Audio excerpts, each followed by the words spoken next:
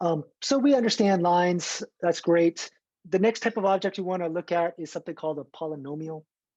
Uh, and a polynomial is it's an object that looks like this. So let me show you. Okay.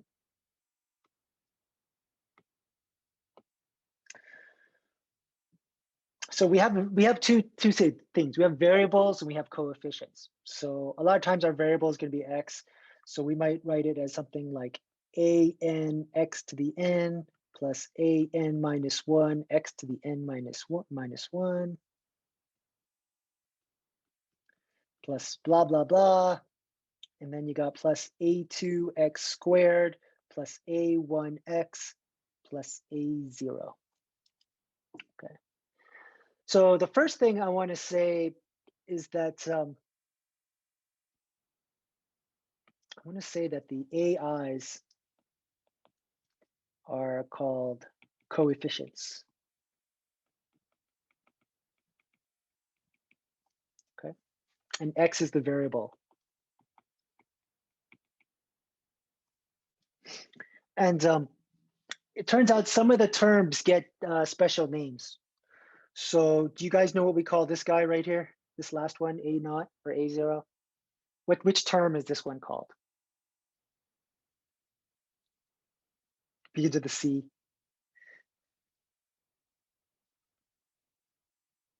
No comment. All right, it's called the constant term.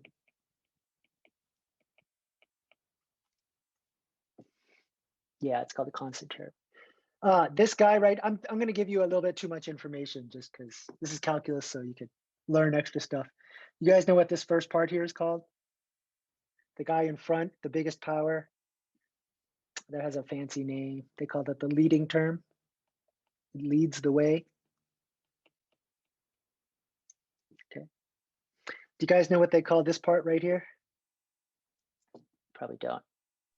Power. This part here, say again? Power. Power.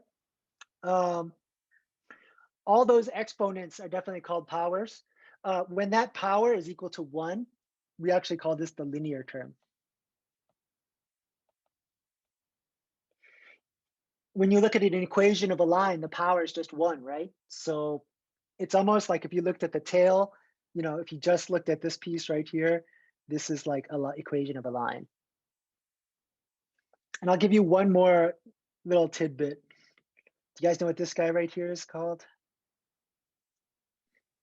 If x is the linear term, do you guys remember there's a formula that dealt with things? Yeah, good. That's the quadratic term.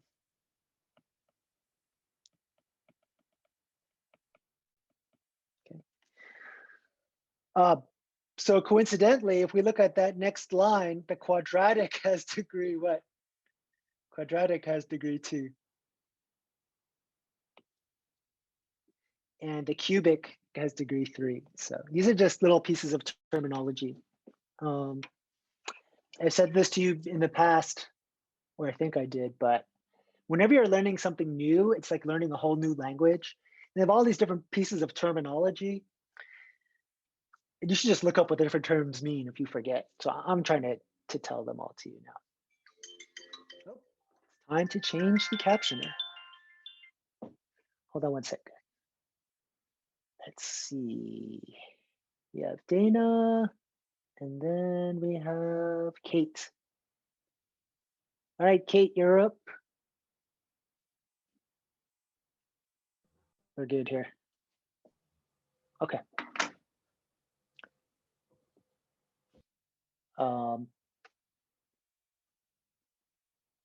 Kate, are you here? Are we good?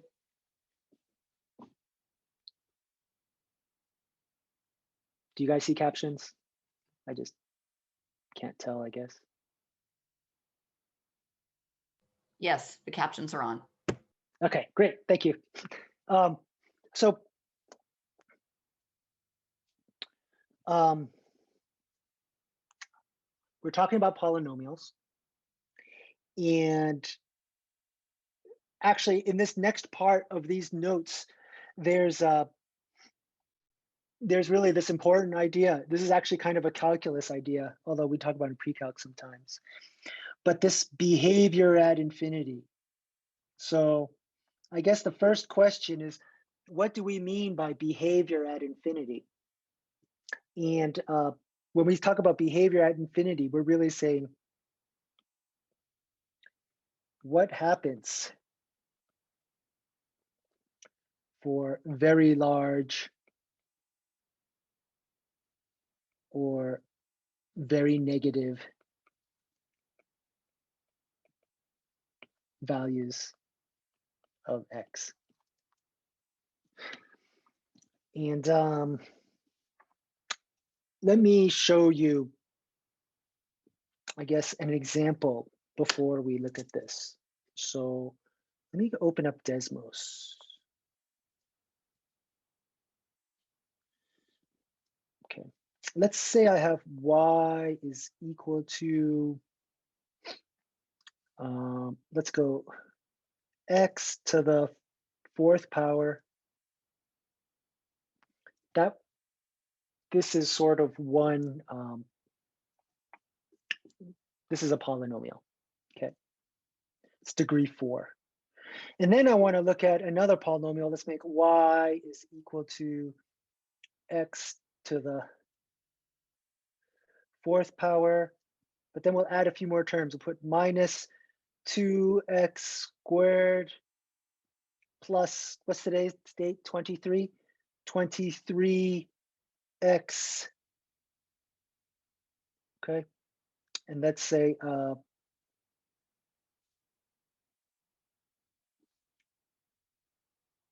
minus 1. Okay. So at first, when you look at these two functions close in like this, the blue graph and the red graph look totally different, right? But this is like behavior near the origin. The origin's the point 0, 0. We want to know about behavior at infinity. Behavior at infinity is sort of what's happening for very large, like super positive values of x, and very small, super negative values of x. So I'm going to zoom out here. And as I start to zoom out, what do you notice about the blue graph and the red graph? They start to look more and more similar. Can you see that?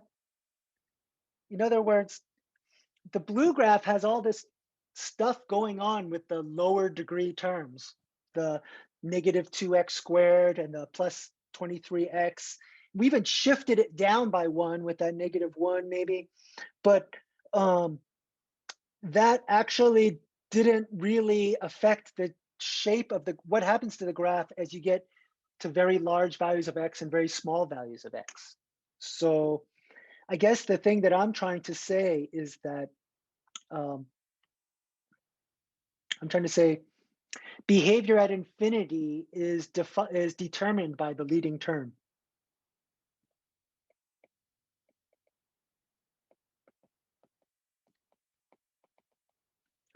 Is determined by the leading term. The leading term dominates. The leading term, for very small values of x, all those other guys make a big difference, but we're talking about big X. When we talk about big X, it's the leading term that dominates, okay? So once we understand that, there's another piece of information that we would like to know, and I want to show you again, I guess. So let me go back to Desmos here real quick. So let's not worry about this guy, but I want to maybe graph a few more. So okay, so let me put another one in here. Let's do y is equal to x squared. And let's do one more. Let's do y is equal to x to the 6th power. So when I look at this, I feel like the behavior infinity for all three of these guys is the same. They're both kind of exploding off to positive infinity as you have very, very large values of x. Okay. So we notice that. And what do we notice about all those powers? All those powers are even, right? So if I were to close all these guys and then let me create another function, let's say we got y is equal to x to the third power. What does that look like? Oh, that looks like a little, what do you call that? It's a, I used to call it John Travolta, but do you guys know who John Travolta is? He was in this movie Saturday Night Live. Oh my gosh. Anyways, yeah. So then let me show you another one. Y is equal to x, and this time let's look into another odd power. Let's say to the fifth power. And then see, oh, it's like another John Travolta type graph. Y is equal to x to the seventh. And another one, do you see? So all those guys have the same shape, okay? So if I go to my notes, we're basically saying behavior at infinity is determined by the leading term.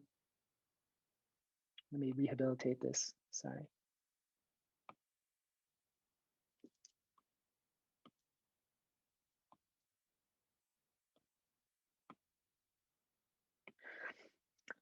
Or so we could just look at what those look like. So if we say, if we look at y is equal to x to the n, when n is even, then the graph is going to have this general shape. When n is odd, it's going to have this general shape.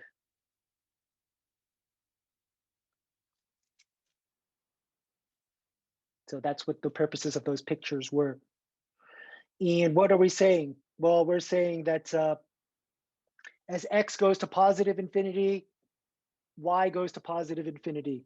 So say as x goes to positive infinity, y goes to positive infinity. As x goes to negative infinity, y goes to negative infinity, positive infinity, because it goes up in either direction, right? But when I talk about the odd one, this is not necessarily true. So when I talk about the odd one, we get this. As x goes to positive infinity, y goes to positive infinity. But as x goes to negative infinity, y goes to not positive infinity, goes to negative infinity. Oops. Does that make sense for everybody? So that's what I mean when I say behavior at infinity. For a polynomial, we can just look at the biggest guy and that'll tell us what's happening.